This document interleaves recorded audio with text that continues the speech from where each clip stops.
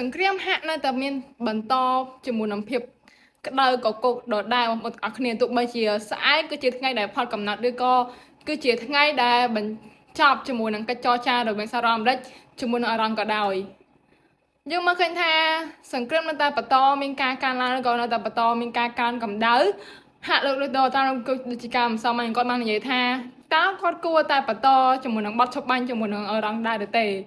គឺឌឺដងតែម្ដង yes អញ្ចឹងធ្វើឲ្យតឡាចេញមកគឺមានការប្រែប្រួលឬក៏សាយទៅតាមសម្ដីឬក៏តាមពាក្យពេចន៍របស់គាត់ហើយតឡាមកយើងមើលឃើញថាវាមានហាក់ដូចជាមានការឡើងចុះចន្លោះ4700ទៅ4800 ដុល្លារនៅក្នុងមួយអុនទីផ្សារអន្តរជាតិបើយើងក៏លេចមើលនៅក្នុងថ្ងៃទី21ខែ4ឆ្នាំ2026នេះដែរដុល្លារចេញមានបានផ្សាយនៅតម្លៃ4824 ដុ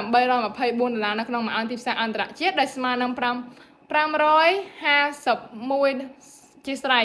581 ដុល្លារនៅក្នុងមួយជីឬស្មើនឹង5812 ដុល្លារនៅក្នុងមួយតម្លឹងសម្រាប់បងប្អូនចង់ទទួលបានជាមួយនឹងការប្រឹក្សាទៅលើតឡាឆៃមាសប្រាក់ប្រេងឬក៏រូបិយប័ណ្ណអន្តរជាតិឬក៏ចង់ទទួលការប្រឹក្សាទៅលើមីកាឡុងខែវតើគួរលក់ឬក៏គួរទិញជាមួយនឹងតឡាឆៃមាសអាចកន្លែងនេះខ្ញុំបានតាមតំណខាងក្រោមជួបគ្នានៅវីដេអូក្រោយ